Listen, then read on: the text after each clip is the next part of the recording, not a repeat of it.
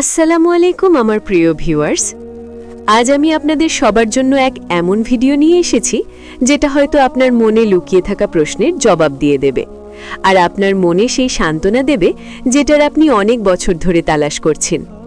এই ভিডিও খাস করে সেই মানুষদের জন্য যে কোনো মানুষকে আল্লাহর কাছে জিদ করে চাইছে, যার দোয়া রোজ একই কথার সাথে ঘুরতে থাকে আর যে প্রত্যেক সেজদায় এটাই বলে, ইয়া আল্লাহ, বাস এটাই চাই, সেটা ছাড়া অন্য কিছু চাই না।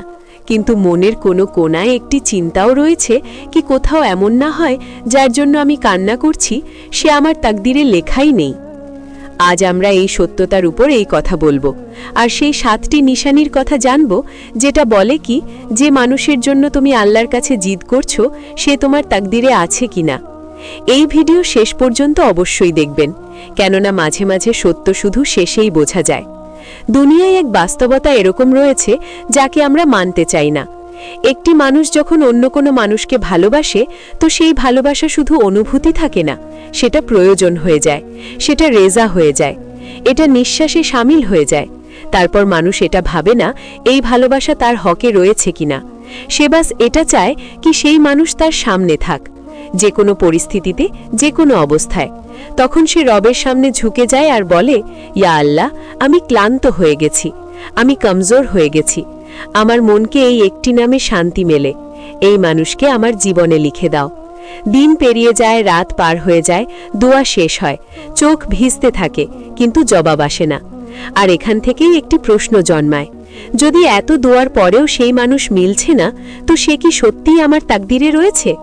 মনে রাখবেন, আল্লাহ দোয়া শোনেন, আল্লাহ শুধু ইচ্ছা পূরণ করেন না, তিনি আঞ্জামও দেখেন। মানুষ পরিস্থিতির সাথে বেঁচে থাকে আর রব আসতে চলা কালকেও দেখেন। মাঝে মাঝে আল্লাহ কোনো জিনিসকে এজন্য থামিয়ে দেন কেননা তিনি জানেন কি যদি এটা মিলে যায় তো তুমি ভেঙে যাবে। তুমি যত এটার জন্য কষ্ট পাও ততটাই আল্লাহ তোমাকে সবরের দিকে মোড়ে দেন, কেননা সবর সেখানেই মেলে যেখানে হাসিল হওয়া মুকদ্দার না হয়। এখানে একটি বান্দা নিজের রবের কাছে এমনি ফরিয়াদ করে, প্রিয় আমার রব, আমি অভিযোগ নিয়ে এসেছি, আমি মজবুর হয়েছি, আমি ক্লান্ত হয়ে গেছি, আমি ইউসুফ নয় কিন্তু এই দূরত্ব আমাকে ভেঙে দিচ্ছে, আমি ইব্রাহিম নয় কিন্তু এই পরীক্ষা আমাকে জ্বালাতন করছে, আমি ইয়াকুব নয় কিন্তু এই কষ্ট চোখকে অন্ধ করে দিচ্ছে, আমি ইউনুস নই কিন্তু এই অন্ধকার নিঃশ্বাস থমকে দিচ্ছে। ইয়া আল্লাহ, আমি বাস একজন কমজোর বান্দা, আমাকে সাহায্য করো। আর এটাই সেই সময় হয় যেখানে আল্লাহ ফয়সালা করেন। হয়তো তিনি তোমার আগে কবুল করে তোমাকে পরীক্ষা দেবেন, অথবা তোমাকে বাঁচিয়ে কোনো কোনো উত্তম মঞ্জিলের দিকে নিয়ে যাবেন। মনে রাখবেন, নিকাহর রিজিক হয় আর রিজিক কখনো কেড়ে নিয়ে মেলে না।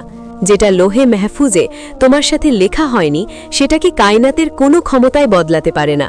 যদি সেটা তোমার হয় তো পরিস্থিতি, মানুষ, নারাজ সব কিছু ঝুঁকে যাবে, আর যদি সেটা তোমার না হয় তো হাজার দোয়াও সেটাকে জবরদস্তি নিয়ে আসতে পারে না।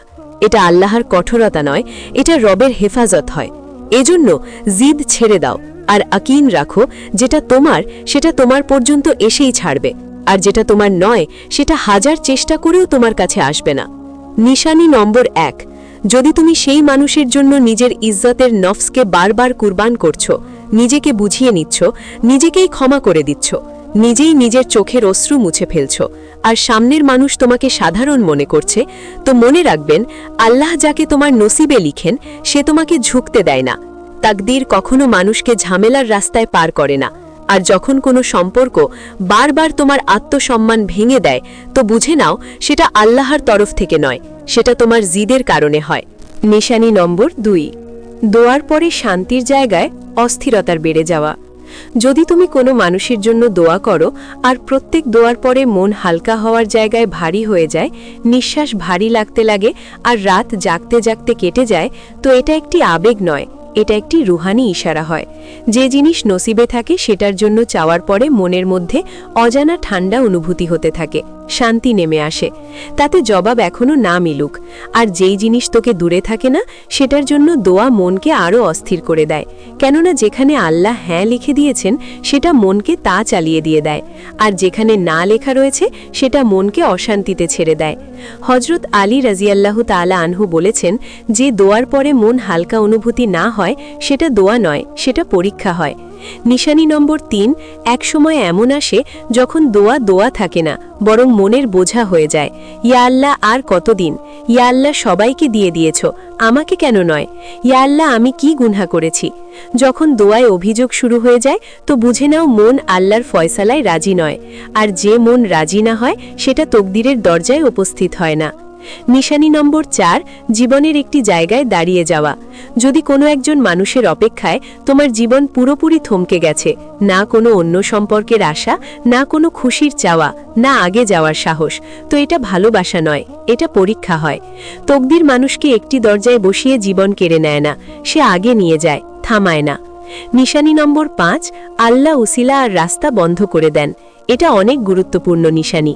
যদি সেই মানুষ তোমার তকদিরে হতো তো আল্লাহ তাআলা তোমার জন্য রাস্তা বানাতেন, কথাবার্তার বাহানার সৃষ্টি করতেন, মনকে নরম করে দিতেন, আর পরিস্থিতিকে তোমার হকে মুড়ে দিতেন। কিন্তু যদি তুমি দেখো কি সমস্ত চেষ্টার পরেও কথা বিগড়াচ্ছে, ভুল বোঝাবুঝি বাড়ছে, রাস্তা বন্ধ হয়ে যাচ্ছে, আর সমস্ত দরজা বন্ধ মনে হচ্ছে, তো জেনে নাও আল্লাহ নিজে উসিলা সরিয়ে দিয়েছেন। কেননা আল্লাহ সেই জিনিসের জন্য রাস্তা বানাননি যেটা তোমার নসিবে না থাকে। যদি কোনো এক মানুষের অপেক্ষায় তোমার জীবন থমকে গেছে, না ভালো লাগে, না অন্য কোনো সম্পর্ক, না অন্য কোনো মঞ্জিল, তো এটা ভালোবাসা নয়, এটা সাজানো হয়। তকদির মানুষকে একটি দরজায় থামিয়ে দেয় না, সে রাস্তা খুলে দেয়, পেরেশান করে না। নিশানি নম্বর 6, আল্লাহ যখন কোনো জিনিস থেকে থামাতে চান তো শুধু একবার নয়, বারবার ইশারা দেন। মন ভেঙে যায়, লোক বোঝাতে থাকে, দোয়ার কোনো জবাব দিলে না, কিন্তু মানুষ তবুও জিদ করে। ওয়াসিফ আলী ওয়াসিফ বলেন কি জিদ ভালোবাসাকে নয়, নাকে জন্ম দেয়। নিশানি নম্বর 7, মনের এটা মেনে নেওয়া কি আল্লাহ উত্তম জানেন। এটা সবচেয়ে শেষ আর গভীর নিশানি। যখন অশ্রুর মধ্যে মনের ভেতর থেকে এই আওয়াজ আসতে লাগে, ইয়া আল্লাহ, যদি সে আমার জন্য উত্তম নয় তো আমাকে তার থেকে মুক্ত করে দাও, আর আমার মনকে শান্তি দিয়ে দাও। এটা সেই সময় হয় যেখানে মানুষ জিদ ছেড়ে দেয় আর তাকদীরকে কবুল করে নেয়, আর সর্বদা এই সময়ে আল্লাহ নতুন কাহিনী লিখেন। আমার প্রিয় ভিউয়ার্স, মনে রাখবেন, যেটা তোমার তাকদীরে থাকে সেটার জন্য তোমাকে নিজেকে ভাঙতে হয় না, সেটা নিজে তোমাকে থেমে নেয়। আর যেটা তাকদীরে হয় না সেটার জন্য আল্লাহ নিজে রাস্তা বন্ধ করে দেন যাতে তুমি বেঁচে যাও। আল্লাহ কখনোই তোমাকে খালি হাতে ফিরিয়ে দেন না, তিনি শুধু উত্তম সময় আর উত্তম মানুষের জন্য তোমাকে প্রস্তুত করছেন। যদি এই ভিডিও আপনার মনের কথা বলেছে তো কমেন্টে ইয়া আল্লাহ, আমি তোমার ফয়সালায় রাজি রয়েছি অবশ্যই লিখুন। হতেও পারে আপনার রেজা আল্লাহর রহমতে টেনে নিয়ে আসে। ভিডিওটি যদি ভালো লাগে লাইক, কমেন্ট, শেয়ার, আর চ্যানেলে নতুন হলে চ্যানেলটিকে সাবস্ক্রাইব করুন।